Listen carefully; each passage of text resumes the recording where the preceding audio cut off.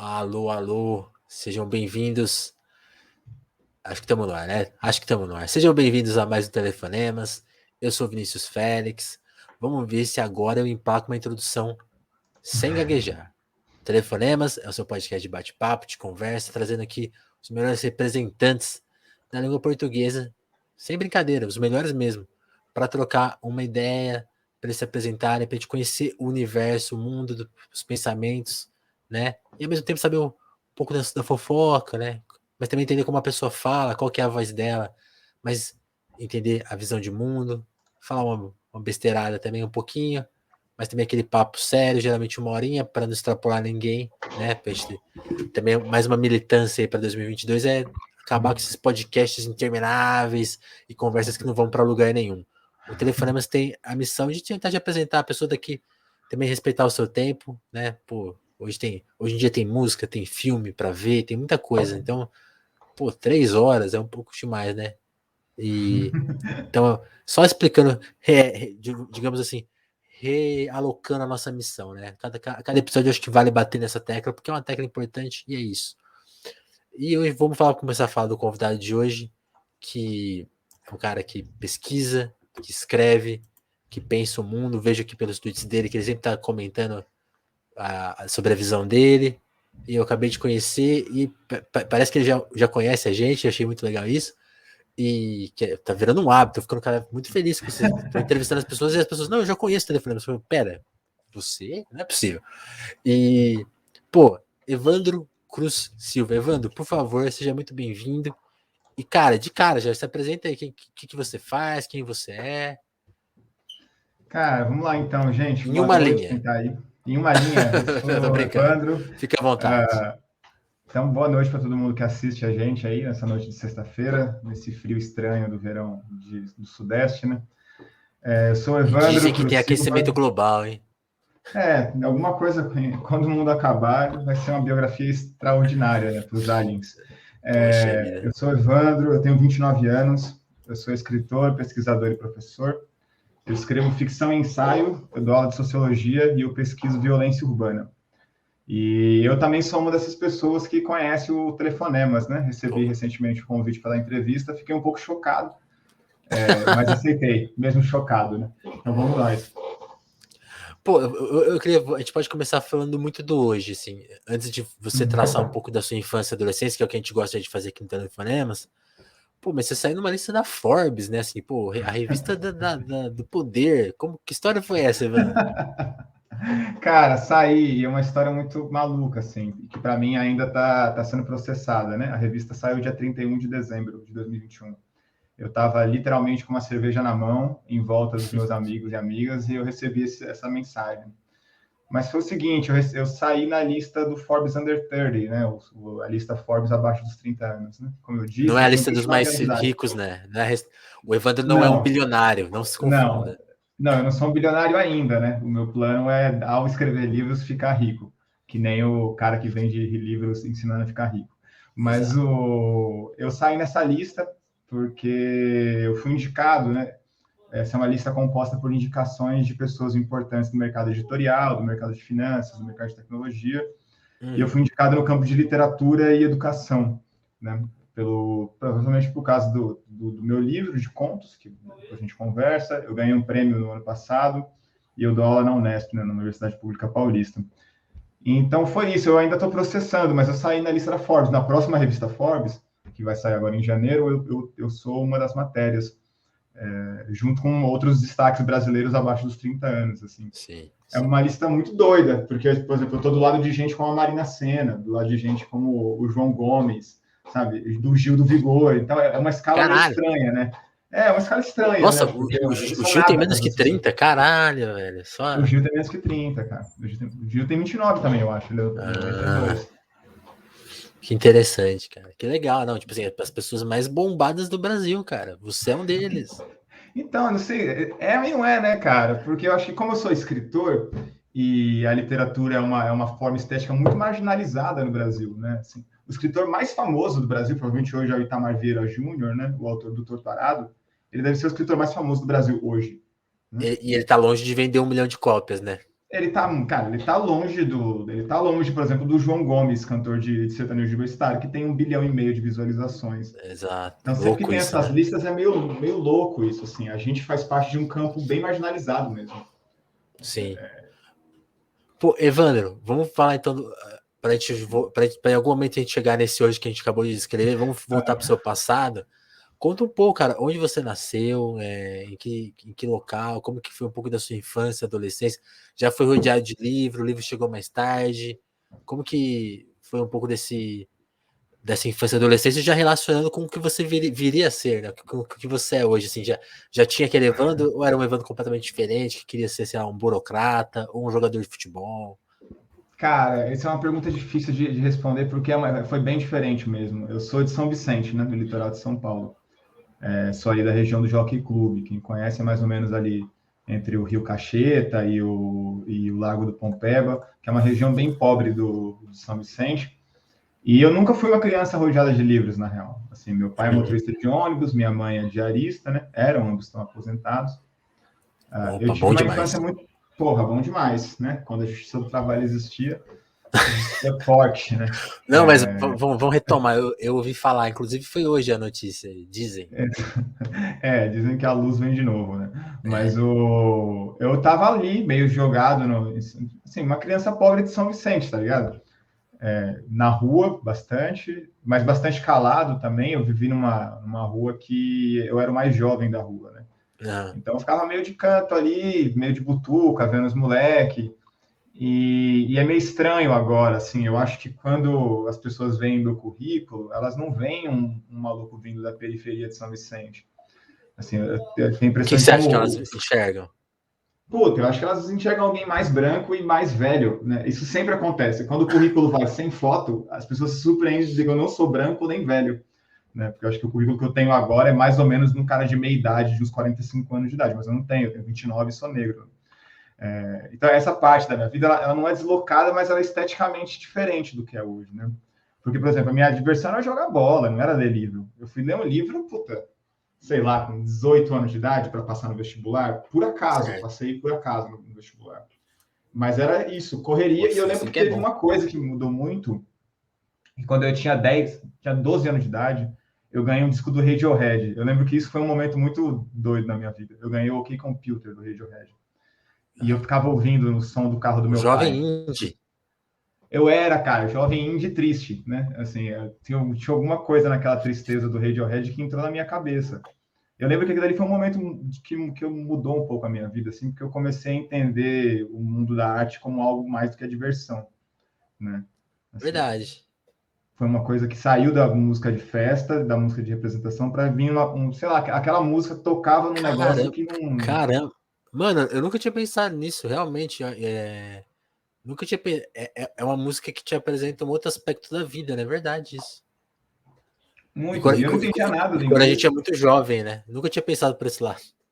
Total, sempre tem essa experiência estética que sai do mundo da diversão e entra num negócio mais amplo, né? Entra na nossa cabeça em outros sentimentos. Eu lembro que esse disco do Radiohead, ele entrou na minha cabeça e depois entrou o disco do Racionais, o Nada Como Um Dia Após Outro Dia. Eu lembro que eu fiquei ouvindo esses dois discos no golzinho prata do meu pai, daqueles Gol GLS 1.4, 1.6, 5 que ele Aham. tinha, horas, assim, morrendo a bateria do carro do velho, porque a gente não tinha outro som.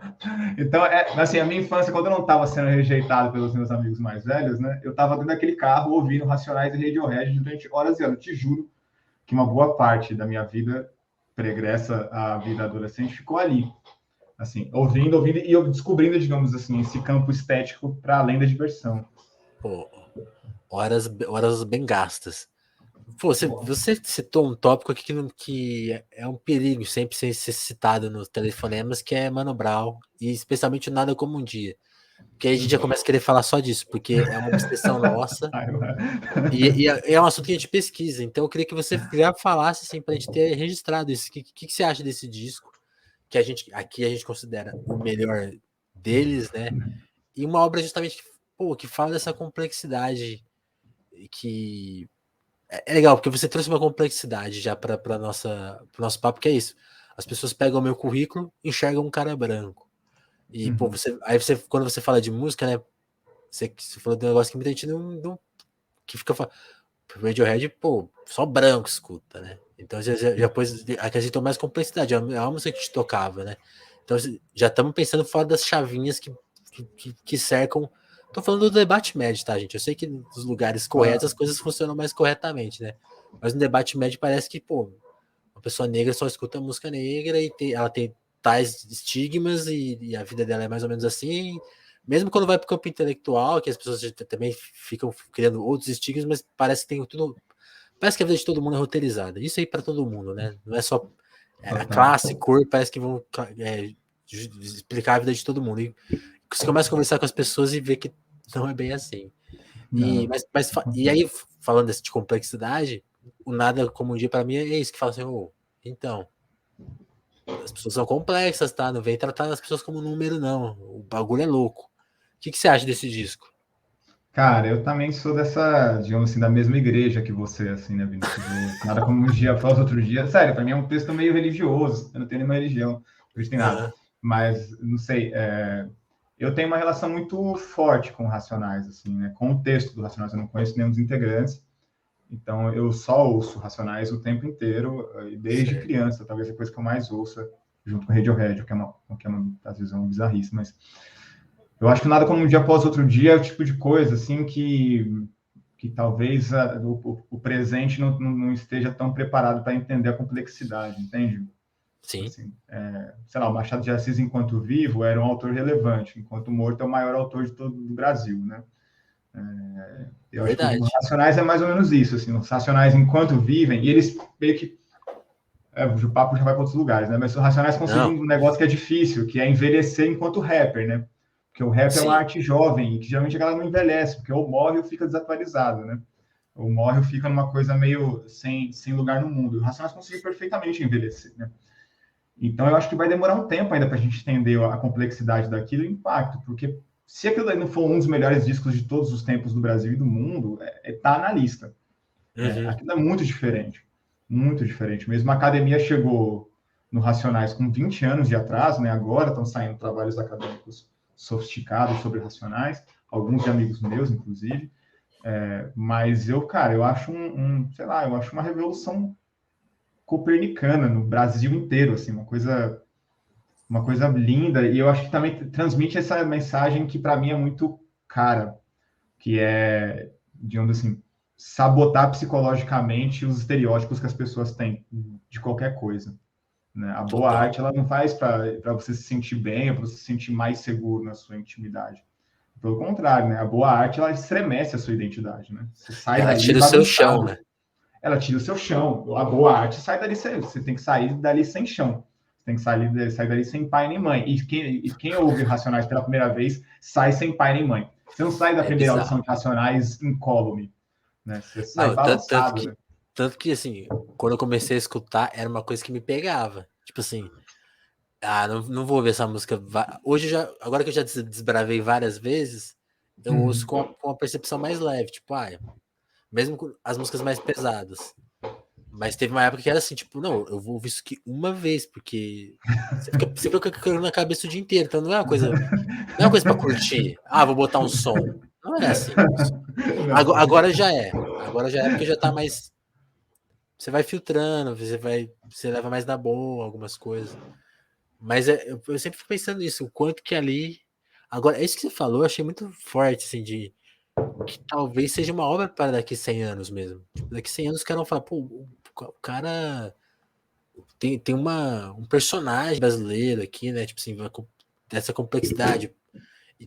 E também, talvez algum dia, quando resolverem a questão, né, que martela ali a votação, que assim, esse capitalismo meio mal resolvido no Brasil, né? Tipo assim, que é um país pobre, mas é um país muito rico, e aí a mentalidade de todo mundo é meio que a mesma, né?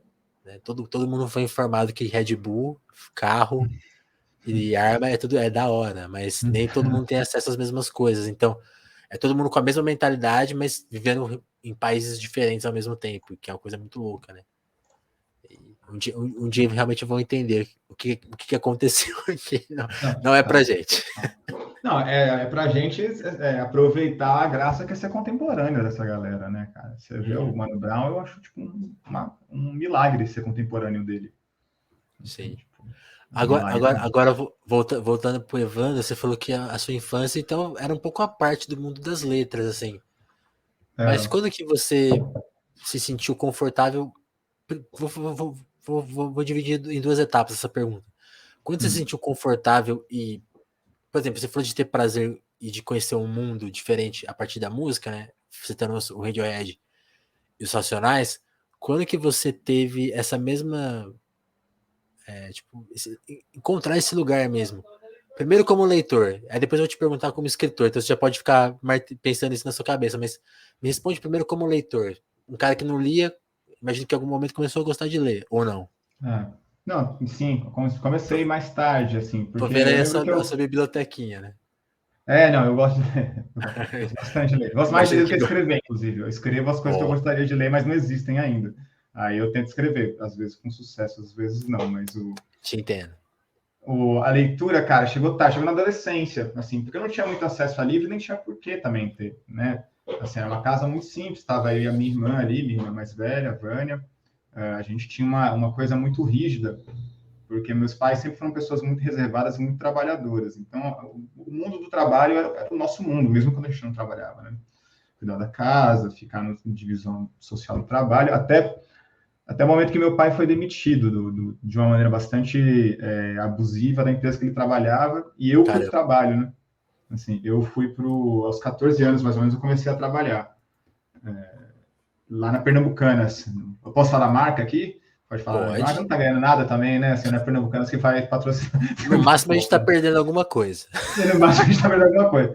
Numa famosa loja de departamento, eu fui trabalhar e Aham. depois fui trabalhar numa empresa de ônibus, no administrativo, e meio que isso abriu o mundo para mim, né? Porque eu era uma criança muito reservada, de um lar muito protegido, né? E aí, quando eu fui trabalhar, eu fui para o mundão, né? Assim como dizem os evangélicos, saí de casa e fui para o mundão. Principalmente na empresa de ônibus, que foi o mundão mesmo, assim, que eu comecei a descobrir umas coisas mais assim, empresa de ônibus é aquela coisa, né? Todo mundo sabe o que é o cotidiano de uma empresa de ônibus numa cidade pobre. Aham, imagina. Não é algo calmo, né? Então eu fui meio conhecendo um monte de maluco, transtornado, gente violenta, gente divertida, gente com problema na justiça, sabe? Isso é uma coisa meio Aham. uma terapia de A, choque. a vida real, né? A vida real, a vida real. Eu tava lá no canto, num lar evangélico, ouvindo Racionais e Radiohead, isolado, e depois fui para esse mundão, assim, né? Trabalhar para sustentar a casa um pouco. E aí, Uhum. no meio dessa galera, e isso meio que abriu um negócio na minha cabeça, assim, esse interesse pelo mundo, digamos assim, Rubem Alves, Nelson Rodrigues do negócio, assim, sabe? Esse mundo visceral e suburbano, né? Que as coisas são meio que resolvidas na ponta da faca, na reza, nas trocas insidiosas, né? E aí, no meio desse caminho, eu descobri uma ONG da qual eu devo muito, que é a Educafro, né? A ONG de educação de jovens negros e pobres. Eu descobri através de uma coincidência, assim, eu estava meio que conversando com uma galera e um cara me falou que ia nessa ONG, eu não tinha muito o que fazer, não tinha muito amigo, Aham. e fui lá. E era um cursinho, eu não tinha sacado de primeira que era um cursinho popular, saca? Assim, eu tinha sacado que era um rolê. Falei, puta, Educafro, deve ser um negócio, tem umas danças, uma galera cantando. Eu achei que era um rolê mesmo. E cheguei lá, era um cursinho, tava tendo uma aula, fiquei meio deslocado, assim. Nunca fui bom aluno, né? Nunca gostei muito de estudar na adolescência. Mas aí eu acabei ficando, porque eu gostei da maneira como a galera abordou a educação ali, né? De uma maneira mais terrena e tal. E aí, através desse cursinho, através do Educafro, o negócio virou, né? Assim, e aí eu comecei a ter muito, muito interesse por essa realidade, digamos assim, por acessar Tava através da mutado, leitura. tava falando aqui, tava mutado. Você tá tranquilo. Mas eu meio que a partir desse cursinho, dos debates que tinham lá, eu comecei a meio que conectar uma coisa com a outra, né? Que através Aham. da leitura eu poderia entender o mundo que eu estava vivendo. E aí foi. A coisa meio que pegou de um jeito que nunca mais voltou. Eu lembro que eu li o. Caralho, o que é aquele do. Ai, meu Deus. Tô com a cabeça ruim hoje. Eu li o Memórias Póstumas de Brás Cubas. E eu falei, pô, a primeira vez que eu li na escola, eu achei um saco, cara. Achei, puta, que babaquice. Aí eu li lá discutindo com a galera, eu falei, puta, gênio, fantástico, é o mesmo livro. E aí foi. Assim, dali foi que eu passei no vestibular, fui fazer sociais, virei um leitor contumaz desde sempre. Saúde. Um belo de um espirro aqui mutado. Entendi. E aí apareceu o leitor. E aí quando você se sentiu confortável para vou jogar uma ideia minha aqui. Quando que foi isso? Cara, muito mais tarde mesmo, porque eu fui para sociais, né? Fazer sociais em São Carlos, na Federal de São Carlos. Uhum. Fui muito de gaiato, muito de orelha. Assim, não tinha nenhum plano, sabe?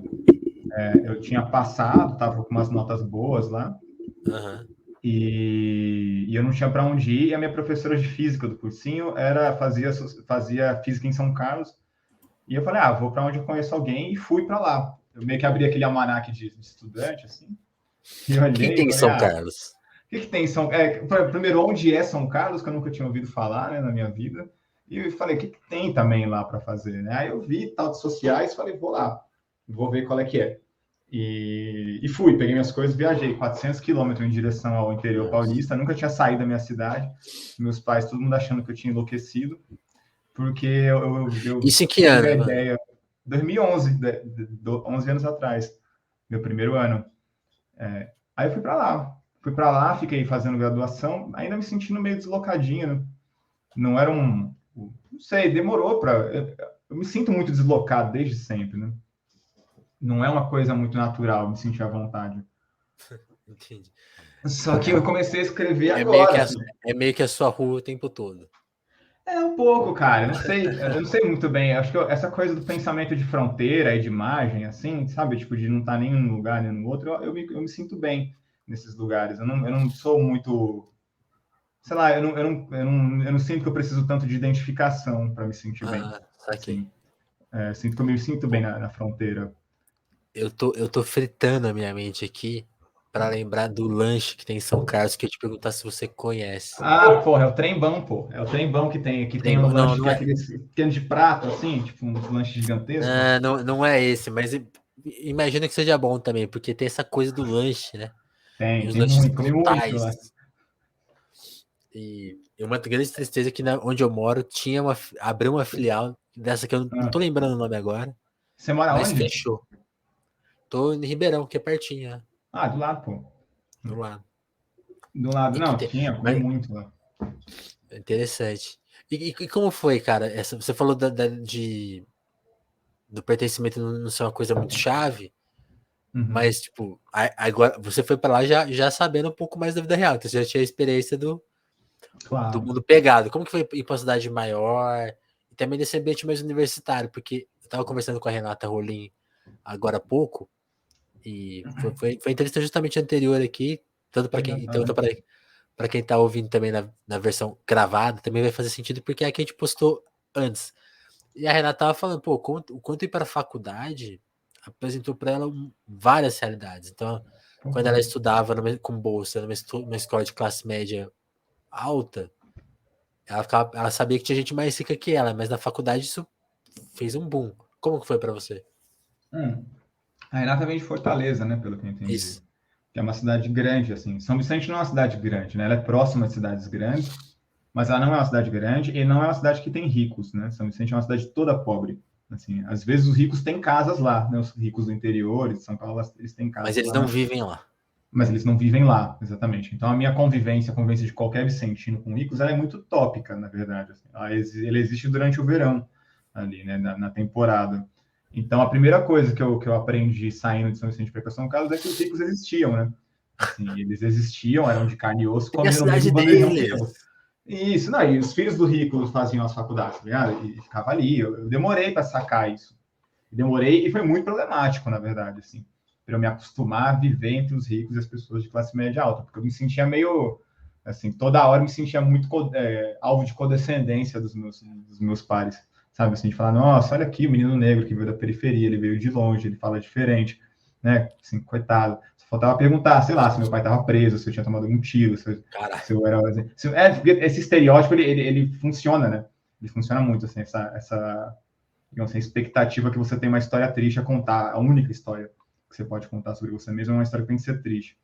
Então, essa foi a primeira coisa, tipo, de ir de frente de fato a pessoas que são mais brancas e mais ricas do que eu. Tipo, porque eu saí da escola pública, né? Eu não tinha visto nenhum rico na minha vida até eu chegar em São Carlos. E a segunda coisa é lidar com gente que é intelectualizada há muito tempo, né, cara? Assim, porque esse que é um negócio muito doido. Você chega na faculdade, só que tem o cara, mesmo cara que está no mesmo ano que você, a família dele é de professor universitário, né? Tipo, as pessoas entendem os Ele já tá códigos muito mais escolado, rápido. literalmente, né? Ele tá muito descolado, muito. E eu, puta, penei pra caralho, assim. Eu, sei lá, eu ficava jogando, eu, sei lá, montei um time de futebol para ver se eu conseguia dar uma enturmada, né? Junto com meus amigos. Mas demorou um pouco para eu sacar qual era a dinâmica. Eu sempre fui um bom aluno, Aham. assim, na faculdade. Eu sempre sabia como tirar notas, sabia como fazer provas, essas coisas, sempre soube bem, assim, cumprir essas expectativas. Mas eu demorei para entender os códigos da vida intelectual, saca? O que pega bem, o que pega mal, o que as pessoas esperam de você que é zoado, o que as pessoas esperam de você que é massa, com quem que você pode andar, com quem que você não pode andar. Essas coisas demorou, muito, muito mesmo. A vida acadêmica mesmo, né? A sociabilidade acadêmica, né? Essa coisa meio deferente, assim, que você fala, mas não fala tudo, né? É sempre uma coisa meio muito machadiana, né? Os ricos entre si, apesar de ninguém ser rico, é uma muito tipo a comunidade entre si que sabe lidar. É uma pequena burguesia, assim, né? Isso, sem dinheiro, mas com muito intelecto, né? A galera é de fato muito inteligente, né? E eu me sentia muito correndo atrás, né? Correndo atrás dessa galera, porque eu vinha de um lugar que, assim, nem a ideia de fazer faculdade era uma ideia factível, né? Sim. Não tinha E exemplos, né? não tinha exemplos nem expectativas, né, cara? Assim, eu lembro muito bem assim da minha família recebendo a notícia de que eu ia fazer faculdade. Tipo, não foi nenhuma comemoração, nenhuma decepção. Foi um tipo, cara, foi uma coisa meio tipo, sério, mesmo. Assim, tipo, é isso? Foi uma confusão É isso que é mental, pra assim. vida mesmo. É isso que você quer para a vida? E não era tipo assim, meu Deus, meu filho vai ficar pobre, que ele vai fazer isso. Ele já era, eu já sou pobre, né? Assim, para eu ficar pobre, alguma coisa grave tem que acontecer. Como que é? Daqui do show não passa, né? Do chão não passa. Né? Ninguém estava preocupado com a minha saúde financeira, né? Mas eles estavam confusos mesmo. E para mim também era muito confuso. Eu fui no impulso, né? Eu fiz uma faculdade literalmente no impulso. Assim, não Na tive sua, plano nenhum. na sua família estendida tinha alguém com faculdade já? Tinha a parte baiana, né? Minha Ah, família é da Chapada Diamantina, na Bahia. Então, a parte baiana estava se formando nas faculdades legal. abertas lá, né? Nos novos campi. Mas é uma parte distante, assim. E formadas basicamente nos campos médios de saúde, enfermagem, Não, eu terapeutas. perguntei isso muito, por exemplo, a minha mãe também se formou mais tarde do que eu, por exemplo. E meu pai Uhum. também não se formou. E aí é muito engraçado isso, porque quando a gente entra na faculdade, a gente tem essa referência do que é essa vida, né? E no meu caso eu tinha esses. Ah, tem um tio que é médico, mas aí tem toda uma ideia de como que é, da forma que se estuda. E quando você chega lá, é totalmente diferente. Até porque a Então, história dele é de 20 anos atrás, então esse mundo já mudou muitas vezes ali. E quando você falou essa coisa, tipo, não foi nem muito celebrado e nem muito questionado, eu me identifiquei, porque foi meio tipo assim, no mundo que já tivesse algum contato com o mundo acadêmico, eu acho que eu seria desaconselhado a fazer jornalismo, por exemplo. Tipo, e isso acontece, né? Talvez por isso que a gente escolhe essas carreiras. Não, sociologia, para. Não, você não é, né? Fiquei, total, total. fiquei pensando. Fico pensando como é que E, meu filho, eu vou reagir se um filho meu tomar a mesma decisão. Não sei se eu vou aí falar, você vai vai lá, ter filhão. outra experiência, né? Você vai falar pro filho. Vamos com calma. Pensar no futuro, que isso é ilusão, né? Também. Exatamente. Pra você ver. E aí, tipo assim, uma coisa que eu fiquei pensando na hora que você falou da própria escolha da faculdade, você tinha uma noção naquela época do que você faria profissionalmente, de onde a faculdade ia te levar? Você visualizava uma carreira? Como que foi encarar isso ao longo da faculdade, já que você não sabe, pela sua cara, eu tô vendo que você não sabia. Não, Como que não. foi isso? Tipo, você foi entendendo, tipo, vai dar pra fazer isso, vai dar pra fazer aquilo. Vai dar pra Não, escrever. Como que foi?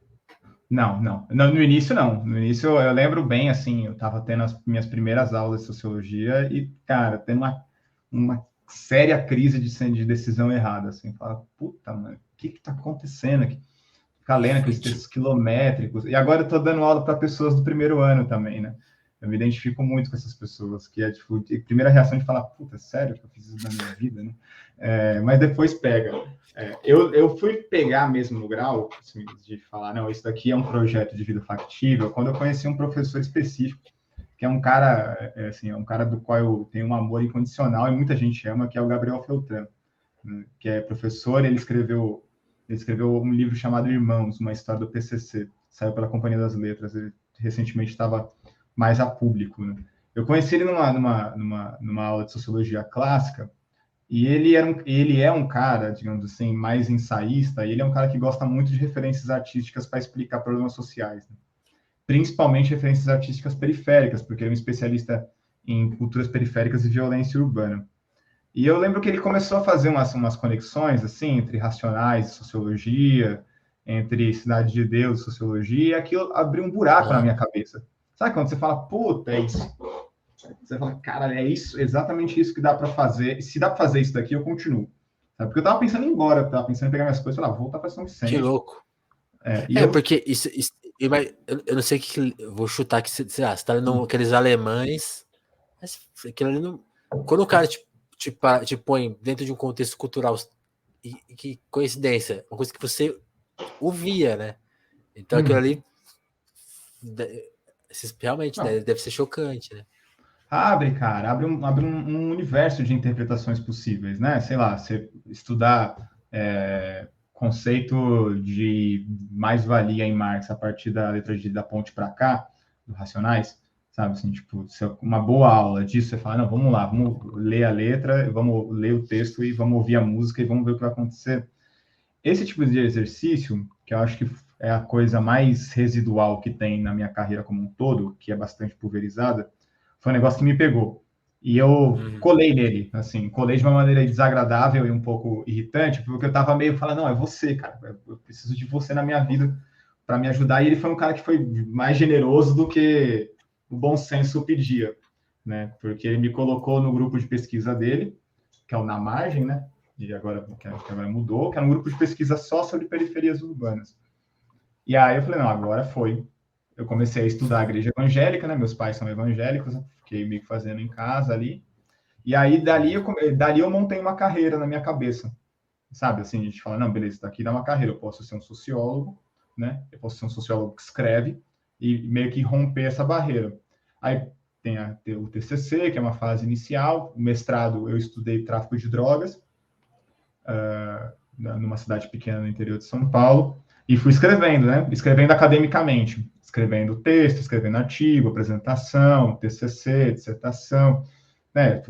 Capítulo de livro, essas coisas você vai escrever. Aí eu peguei gosto mesmo e comecei a me destacar na carreira, não exatamente destaque público, porque eu não sou exatamente um bom sociólogo, sou um sociólogo mediano, mas eu acho que eu conseguia fazer essas conexões com uma certa facilidade, assim, né? Acho que é mais uma capacidade de relação do que uma capacidade de leitura sociológica, por exemplo.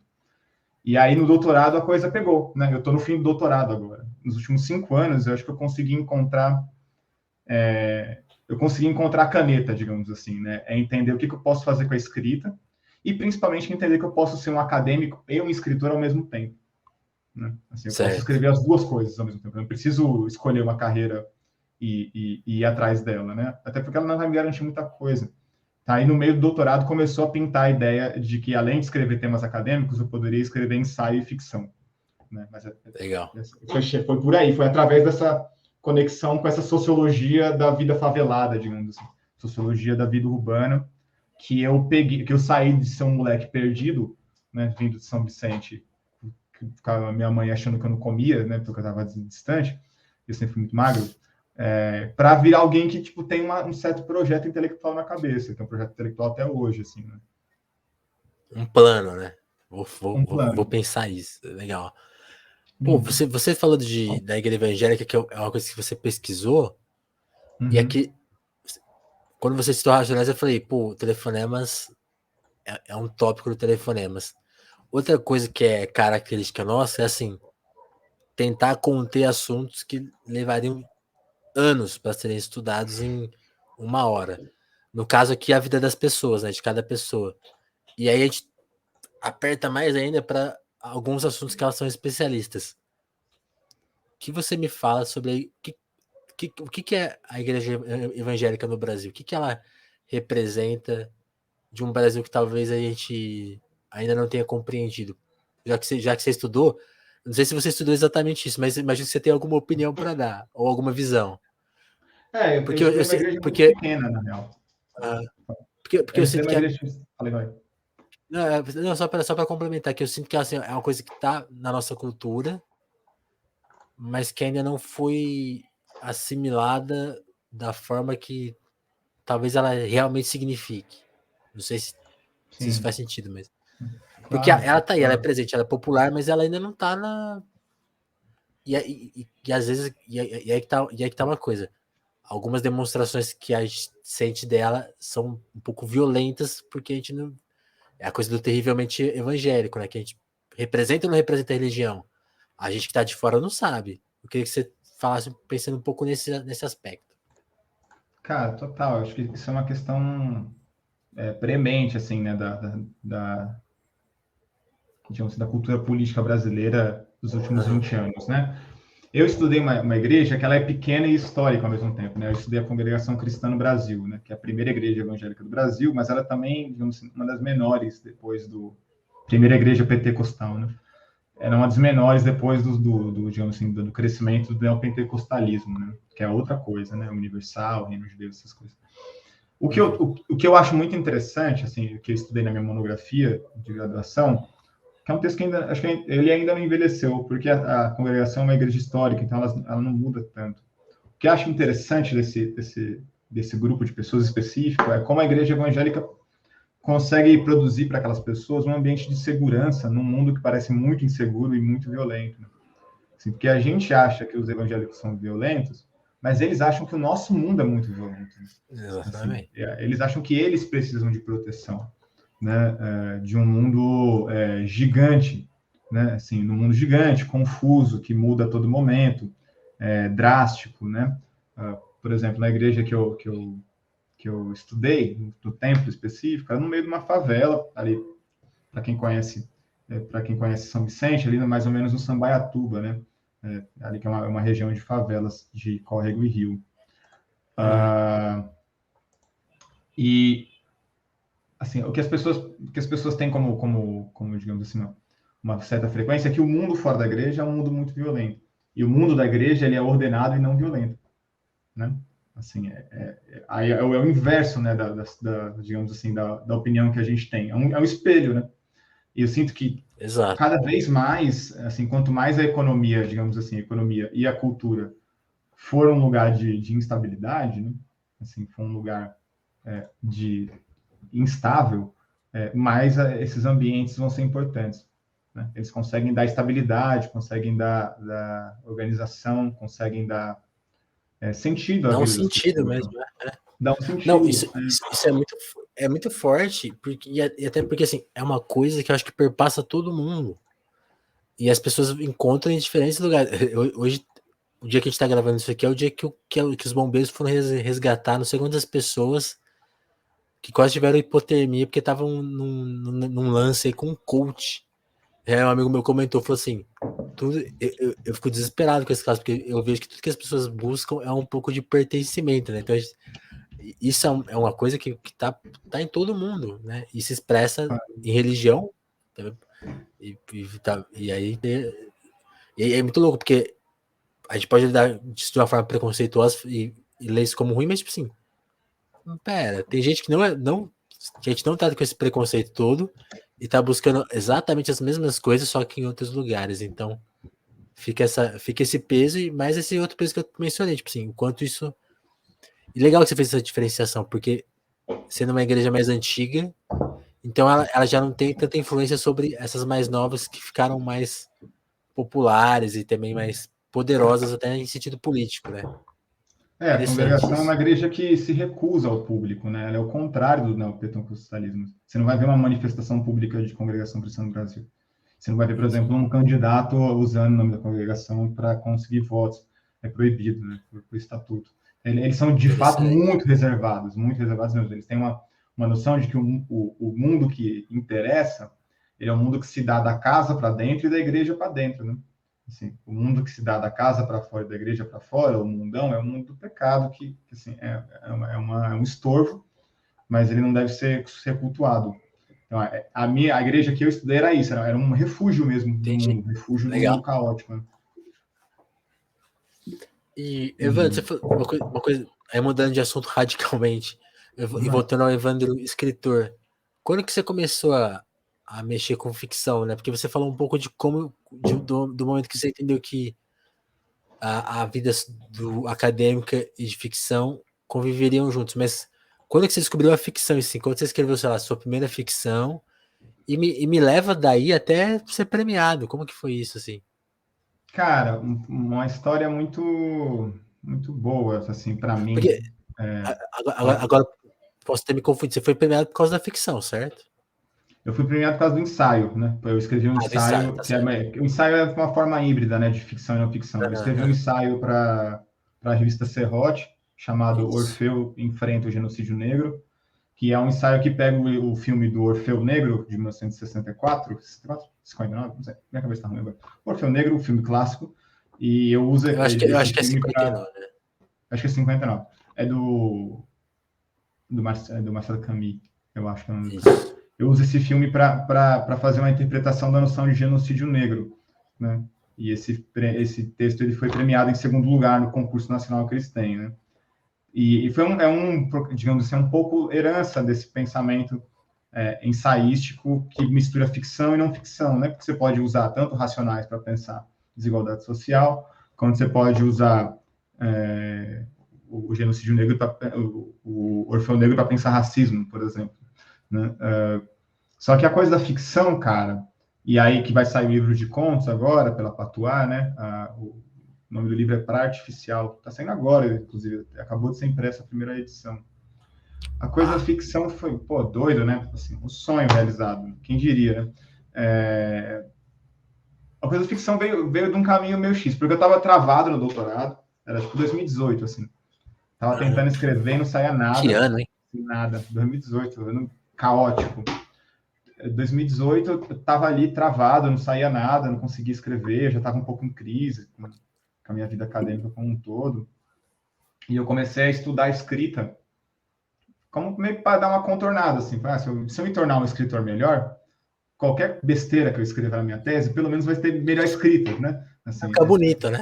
já ajuda um pouco, pelo menos o leitor a não, sei lá, não tentar um suicídio no meio da tela gigante.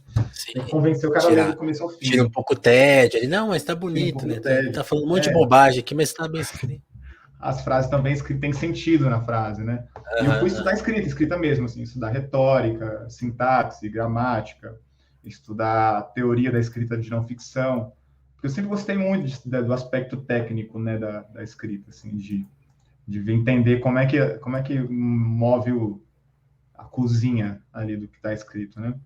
E aí, no meio do caminho, eu comecei a escrever umas Boa. crônicas, umas crônicas meio soltas, assim, estava meio estressado, e comecei a postar no Facebook, no meu Facebook. E eu via que o negócio estava dando meio certo, que as pessoas gostavam. Só que na época, isso é uma história que acho que quem me conhece vai entender muito bem o que eu fiz.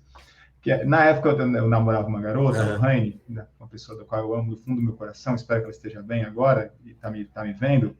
E eu comentei com ela, falei, Lô, eu tô achando que as pessoas gostam da minha crônica porque elas gostam de mim, porque o eu lírico da crônica sou eu, a crônica é bem escrita, então todo mundo gosta, né? Tem uma coisa assim meio de fofurismo de rede social, sabe? Você escreve uma coisa que é Uhum. bonitinha, as pessoas já meio que vão com a sua cara, são uma pessoa carismática, a pessoa vai lá e dá um dedo no like, né?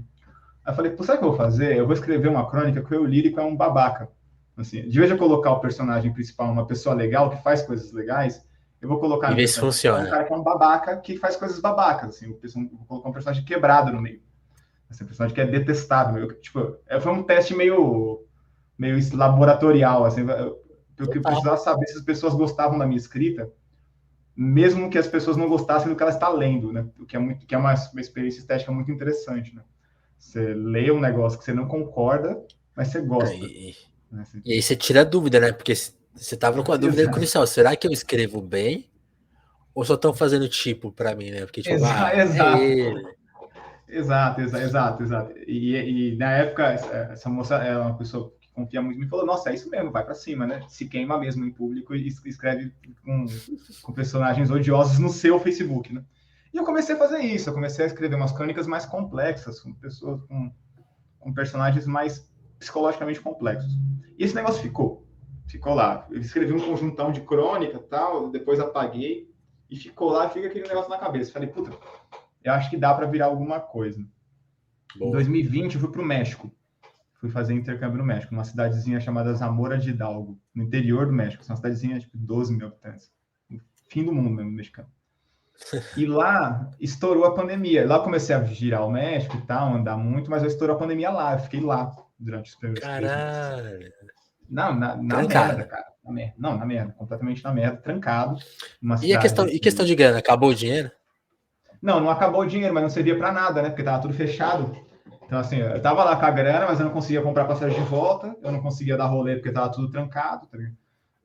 Caralho. E eu tava com medo de virar alcoólatra trancado num quarto, e no México se vende muito álcool, né? Assim, é a coisa mais fácil de comprar. Então, eu fiquei meio ali trancadão mesmo, assim, com aquele... Com aquelas... E o México é um lugar muito negacionista, né? Assim, com aquela cara de que ia dar uma tragédia desgraçada. E aí, É, aí o doutorado o foi pro presidente inferno, foi né? Assim, meio que nem aqui, né? pô, bizarro. Não, lá era mais bizarro. A galera fazia passeata contra o vírus. Não era contra as medidas do vírus, era passeata contra a existência do vírus. Assim, eu vi É vários, posso te difícil, hein? mandar vídeo da galera falando coronavírus fake, invenção chinesa, é uma coisa bizarra. E eu ali, né, num apartamentinho Uhum. em Zamora, minha mãe achando que eu ia morrer em outro país, os voos tudo travado, não conseguia voltar. Fiquei ali, né, exilado do Covid, sem muito tempo, sem muito tempo o que fazer. Aí eu fiquei editando um blog de relatos de pessoas que viviam Covid em outros países, mas meio que o doutorado ele foi para as cucuias, né? Porque a faculdade que eu ia frequentar fechou, né? E também a capacidade de produzir uma tese nessas condições era nada, né? Aí eu voltei para os textos. E voltei para os textos e entrei numa oficina de literatura do Ronaldo Bressani, né? Escritor paulista. Sim. E aí eu peguei os textos e falei, puta. E aí eu comecei estudando com ele e comecei a entender do que é feito um livro, sabe? Assim, de vez de você ter um livro que contém Você estudou contos, aquela pilha que ele posta às vezes? cara, estudei. O Ronaldo é doido, né? O Ronaldo é um professor muito chato, muito. Eu espero que ele esteja vendo isso. O Ronaldo é um professor muito desagradável, cara. Ele vai em A gente cada corta detalhe isso e de marca qualquer ele. coisa. Não, é inacreditável, assim. A leitura dele é uma coisa bizarra. Ele é um puta de um professor. Puta de um professor mesmo, assim. Foi uma sorte que ele tenha sido generoso o suficiente para me dar aula, não é uma sorte que eu vou ser aluno dele, entende? Para mim é muito claro. Entre tantos professores que tem de escrita, que é um campo meio banalizado, né? Tipo, todo mundo dá aula de escrita, é meio bizarro isso. Uhum. Eu acho que eu encontrei um cara que sabe dar aula de escrita mesmo. E aí eu peguei os textos lá do negócio do Facebook e tal, peguei uns textos que eu tinha escrito no México e juntei eles e falei, putz, daqui dá um livro, mas ainda não é um livro. É um monte de conto grampeado, mas não é um livro. Eu passei 2020 inteiro trabalhando nesse livro, até uma hora que chegou no formato que eu achava ideal, que eram 10 contos, né? E Certo. que eles tinham, digamos assim, No eles tinham corpo. o corpo, eles tinham isso. Depois e eu fiquei estudando. Aí eu parei de estudar a coisa do doutorado, comecei a estudar literatura, na teoria do conto, sintaxe, narrativa, porque eu pensava assim, Vinícius, eu tenho uma chance de lançar um livro de contos, sabe assim? Eu não sei se esse vai ser Aham. o primeiro ou o único livro de contos. Eu preciso lançar o melhor livro possível para mim, mesmo que esse livro não tenha reconhecimento público. Eu preciso ter essa sensação de trabalho bem feito na Uma minha vida, satisfação sabe? sua, sim, sim, sim. Isso, para pelo menos assim, eu não gosto, eu tenho 1 milhão de defeitos, mas eu não sou uma pessoa cínica, sabe? Tipo, eu não mantenho distanciamento cínico de nada que eu faço. Se ficou uma merda, é uma merda, porque eu fiz e tá uma bosta. Se ficou bom, é muito bom, porque eu fiz, porque é muito bom. Mas eu não faço, tipo, ficou uma merda, mas tudo é uma merda. Ficou bom, eu não sei, porque tudo. Não, o negócio vai para frente até o fim. pode me consumir mais psicologicamente mais do que deveria, mas pelo menos eu acho que eu tenho algo de bonito nessa entrega sincera, né, ao trabalho, Certo. esse tipo de trabalho. E aí chegou no livro, chegou esses 10 contos, chegou na onde eu queria, assim, tipo, os temas que eu queria, as rimas internas, a qualidade técnica do negócio estava onde eu queria. E aí eu, num dia que eu estava um pouco estressado, eu tinha brigado com uma pessoa que eu gostava muito, eu, de madrugada, sob efeito de coisas, eu mandei esse livro para todas as editoras que eu conhecia. Assim, eu fiquei uma madrugada inteira escrevendo e-mails para editoras. Uma madrugada inteira. Assim, toda editora que você pode pensar o nome aí, eu achei o mailing da pessoa e mandei. E quem me respondeu foi o Eduardo Lacerda, da Patois. Me respondeu muito animado, falando, cara, eu amei o livro, vamos editar, vamos publicar. Isso foi meio de 2021. A gente passou os últimos 6 meses editando o livro, e também eu tenho que contar muito com a generosidade do Eduardo, porque eu fui muito chato, assim, fui muito intrometido em todos os trabalhos, assim. Sério, assim, do tipo de fonte, a cor da capa, a variação dos contos, se ia ter sumário, se não ia ter sumário, como é que termina. Eu fiquei, tipo, 6 meses internado nesse negócio, até o fundo mesmo, assim, e agora tá pronto. Agora tá pronto, cara, sei lá, meio, go further, go harder, sabe, assim, tipo, a gente não tem muitas chances de fazer essas coisas, assim, o dia voa, né, a vida passa muito rápido, cara. Assim, eu sempre tive essa sensação de que a vida passa muito rápido.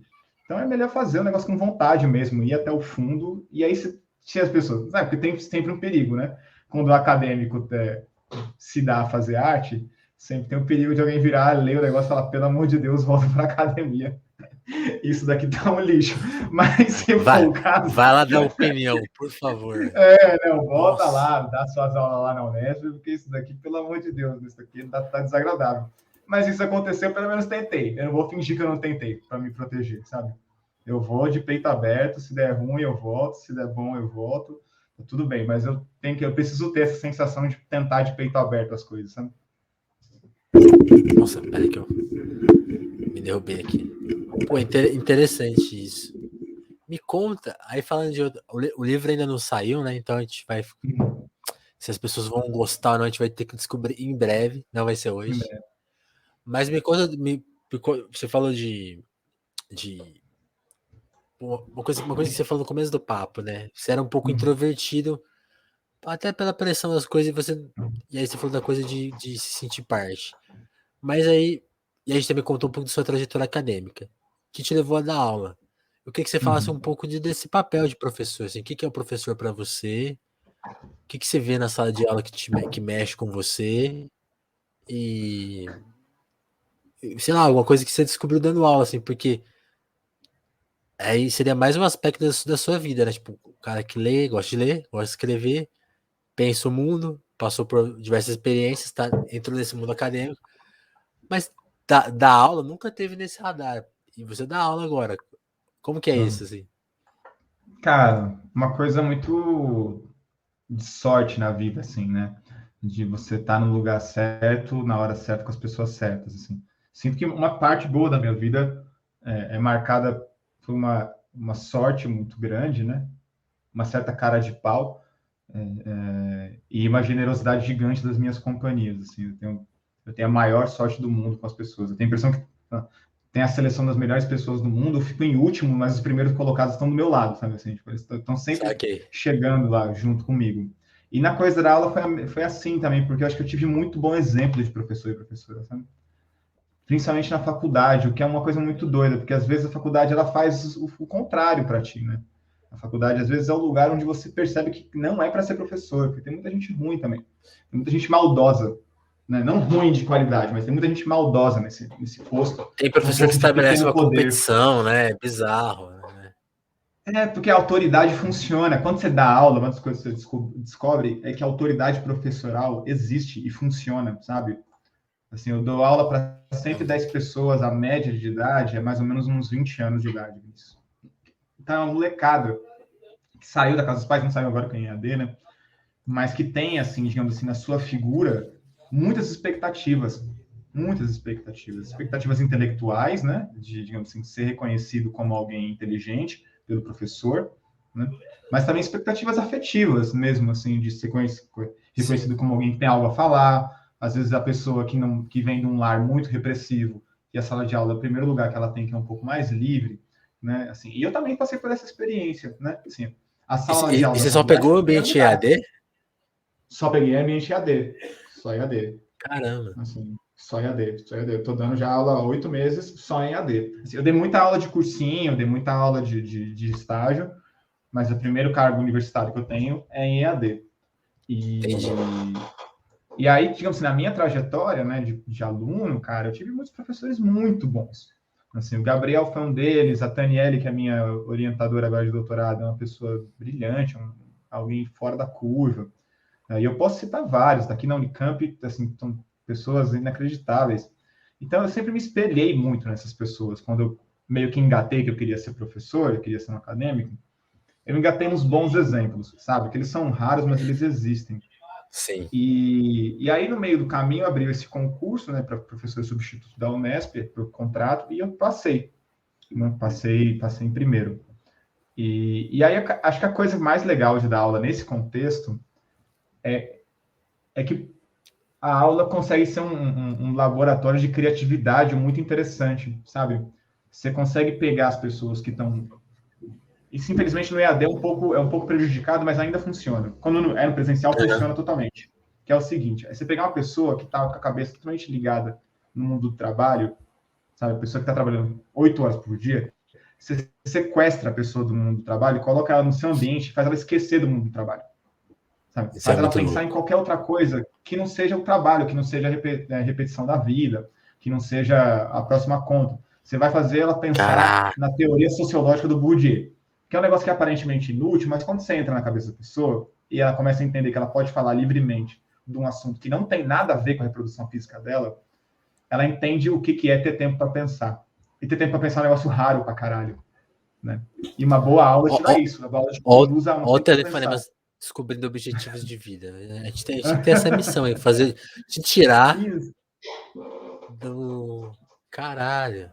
Vou focar nisso aí, vou parar de falar de trabalho aqui. Caralho. É foda, mano. Porque não, e é louco isso, porque você tá falando de um prazer que eu encontro em outros lugares. Assim, quando você começa a discutir coisas que realmente, sabe, desliga uma coisa, é uma coisa do cérebro mesmo, sei lá, da mente, sei lá. E que é uma coisa legal, né? Porque realmente a gente é quase 24 horas isso. E às vezes é 24 horas mesmo. Sim. E louco você fala, não, eu vou cuidar de fazer isso. Mais do que dar aula ou passar determinado conteúdo. A minha missão é essa.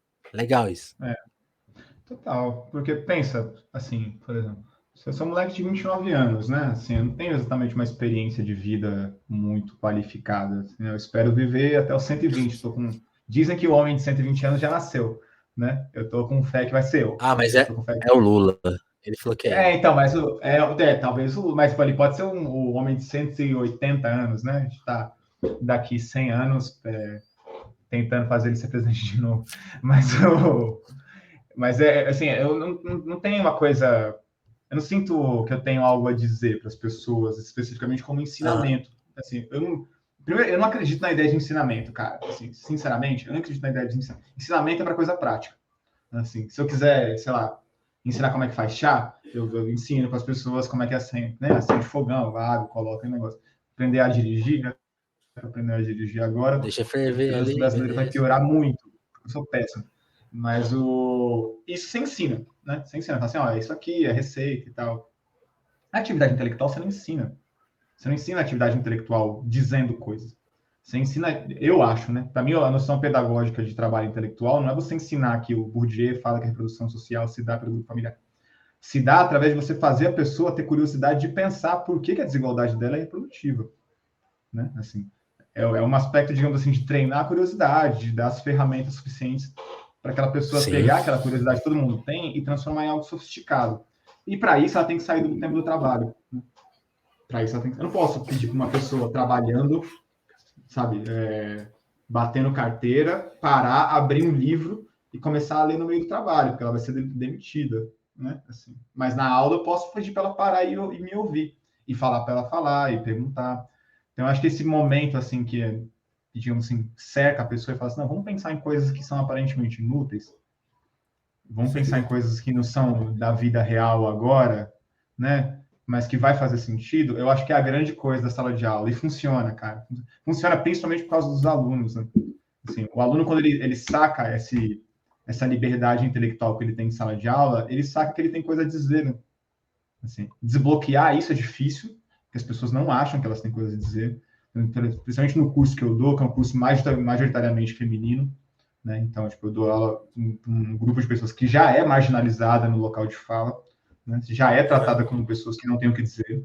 Mas quando você desbloqueia isso, o negócio fica brilhante. Assim, fica brilhante, o negócio vai. E eu acho isso maravilhoso. Eu saio, geralmente, assim, não geralmente, mas assim, tem muita semana que o melhor momento do meu dia é a aula. Sabe, que eu saio, você fala, puta, que legal que eu tô fazendo isso aqui. Fiz um negócio da hora. Fiz um negócio da hora. É bom encontrar as pessoas, né? E de Legal. encontrar as pessoas é muito bom, e a sala de aula é um momento muito massa de encontro. É muito interessante isso que você falou de permitir que essa coisa, assim, tem gente que acha que não tem nada para dizer e tenha, né? E isso é muito legal. Hoje, por coincidência, eu acabei de fazer 2 entrevistas com pessoas que não tinham dado entrevistas ao vivo, né? Você e Sim. a Rê. E é muito louco, porque quando você nunca deu uma entrevista, eu vejo isso, que não é a primeira vez que acontece aqui no Telefonemas. Mas a pessoa sempre fica com essa coisa, mas será que eu posso contar?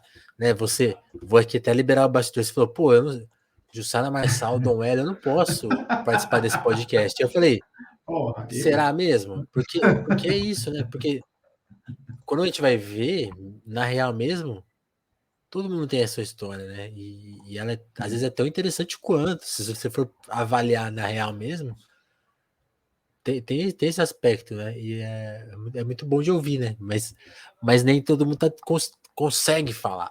Mas a história Não. tá lá. Mas porque a gente é ensinado a trabalhar. Isso que eu tô com agora, essa ideia vai ficar na minha cabeça. A gente é ensinado. Não, não pensa muito, não. Porque se pensar, Não vai dar é. BO. Então, isso tira o prazer de muita coisa. Até acho que da conversa do dia a dia, né? Aquela conversa de Claro. boa, né? Por isso que eu acho que as pessoas gostam tanto do Casimiro. Pô, o cara é Porque foda, né? ele te tira desse ambiente. Agora eu já vou teorizar isso aí e fazer minha tese. Não, total, cara. Eu acho o Casemiro o parênteses do parênteses do parênteses. Eu acho ele um fenômeno, assim. Acho que a galera não sacou ainda o quão inacreditável ele é, assim, nessa capacidade de transformar tudo em assuntos mundanos, né? E passar tanta hora falando sem falar merda, o que deve ser dificílimo, né? O cara passa horas É, por dia falando e ele não fala nada que seja profundamente ofensivo. Se eu tivesse aquele canal e estivesse falando assim, eu estaria processado em um mês, assim, em dois dias. não. Aqui no Telefonemas que eu falo pouco, porque quem fala é o convidado, eu já falei mal de um monte de gente, nunca me processaram, porque ainda não chegou nelas, mas o conteúdo tá lá, sabe? A merda tá lá, a gente já falou muita besteira. Já E tá feita, né? ele não fala mal de ninguém, ele até que ele fala mal, não dá B.O. Não É dá muito B.O., louco cara. isso. É puro carisma. O Ele cara é muito carisma. Muito, é muito. muito É louco incrível. isso. Eu amo o Casimiro. Sou fã de paixão. Muito bom. Pô, Evandro, eu vou respeitar aqui o nosso tempo. O papo tá bom. Já vou chamar você para uma parte 2 aí. Tranquilo. Vamos ver como que o Quando sair o livro livro, eu saio, eu volto. Eu te mando um e a gente a gente, conversa. a gente faz. Isso, boa. Quero ler. A gente pode fazer uma discussão só sobre os assuntos que permeiam o livro. Claro. Isso é um papo bem interessante. Agora que você falou que vai dar de presente, eu vou ficar esperando, hein? Não, vou sim, pô. Tá louco. Papo Quero ganhar de. ali, Quem quero tem fazer como que promessa não fala. promessa vazia, não, pô. Beleza, boa, boa. Então eu já vou guardar mais assunto para o próximo papo. Te agradecer Fechou. muito, mas antes de pedir licença, justamente para aquele momento do Apoia-se, né? Convidar todo mundo para participar do Apoia-se do Telefonemas, que é assim que você garante a manutenção aqui do nosso ring light, do nosso microfone, né? Porque se isso aqui der BO, a gente precisa de uma graninha urgente para resolver, e a gente não tem essa grana, né? O StreamYard, por exemplo, que a gente faz essa transmissão, é um aplicativo que está bem caro, né? Porque o dólar de Bolsonaro é 5, Foi. né? Espero que vocês votem no Lula para voltar para 3, né? E 3 ou 2 ali. 2 eu acho impossível. Nunca mais, É, gente. 2 não dá, dois Mas, já é. mas 3 eu acho que vai rolar. Então, tem essa questão. Então, você ajuda a gente a cobrir alguns custos. Então, e tem outro benefício que é o seguinte: cadê? Cadê a minha lista? Tá aqui, garoto. Se você apoiar o nosso Apoia-se, né? A redundância aí. A gente também lê o seu nome em agradecimento. Eu preciso agradecer muito as pessoas que já estão por lá, porque as que garantem tudo isso. A gente tem gente que está há mais de ano, então eu vou agradecer muito a Adriana Félix, André Camurça, Dagmar Pinheiro, Dalva Branco, Douglas Vieira, Mara Santos, Jéssica da Mata, Lívia Rossati, Romanelli, Sabrina Fernandes, Gabriel Nunes, Matheus Botilho, Tatiane Araújo, Pedro Duarte, Eric Marlon, Diogo Burilo, Kleber Monte, Nilson Mati, Juan Borborema, Mário Juliana, Vitor Breda, Lucas Monteiro, Augusto Batista, Matheus Fonseca, Ana Martins, Thiago Benício, Marcelo Pereira, Guilherme Rui, Caio Teixeira, Vinícius Ramos, Lucas Gomes, Alana Neves, Paulo Gala e Renato Gomes. Muito obrigado. Meu convite a você, participe do nosso apoio. Tem outras formas de ajudar também. No YouTube tem aquele. Como que chama? Tem um negócio pago lá. Você pode mandar dinheiro por lá. Você pode assinar o Prime na Twitch se você tá vendo as gravações do Telefonemas que acontecem por live na Twitch. Tem o QR Code aqui também na telinha. Esse QR Code aqui é 24 horas. Você pode mandar Pix adoidado, a hora que você quiser. E também é uma forma de um benefício mais rápido, né? Ali, sem tanto compromisso, né? Então, também é uma forma. E se tiver sem grana, pô, compartilhe esse vídeo com seu amigo, nas suas redes, é muito legal. Compreendendo aí cada rede que o nosso produto existe na plataforma de streaming de áudio, dá like, avalia lá, já ajuda pra caramba. Se tá no YouTube, curte, comenta. Na Twitch começa a seguir a gente, né? Cada plataforma tem o seu jeito. Use da melhor forma, né? Só não vai dar nota baixa pra gente, porque aí você vai prejudicar. Não faz isso, não. Não faz isso, não. Eu quase derrubei o copo aqui, ó. E acho que era isso que a gente tem de recados, de questões técnicas e de vender. A hora de vender aqui o nosso programa, né? Então, esse apoio, conto com o apoio de vocês. Outro agradecimento que eu tenho para fazer hoje é pro Evandro, cara. Colar aqui na sexta, né? Ao invés de ir pro bar, vir aqui sextar com a gente. Então, muito obrigado, mano. Valeu demais. Um bom papo e já tá prometido. Chegando o livro, vai ter a parte 2 do livro, hein? Fechou. Vamos lá. Para Obrigadão, mim foi Evandro. ótimo. Aceitei de primeira e foi uma ótima conversa, Vinícius.